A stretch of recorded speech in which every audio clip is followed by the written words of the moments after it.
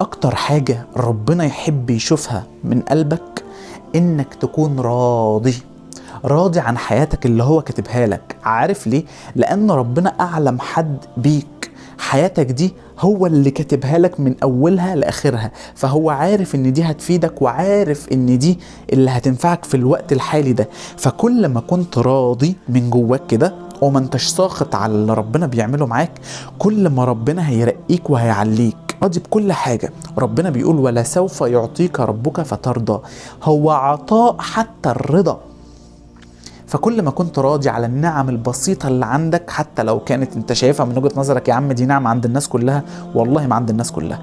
في نعم فعلا عندك هي مغرقاك من اولك لاخرك. ربنا بيقول واسبغ عليكم نعمه ظاهرة وباطنة، يعني انت النعم مغرقاك من اولك لاخرك. فخلي بالك اوعى تكون ساخط على النعم بتاعت ربنا، وعيش راضي. الرضا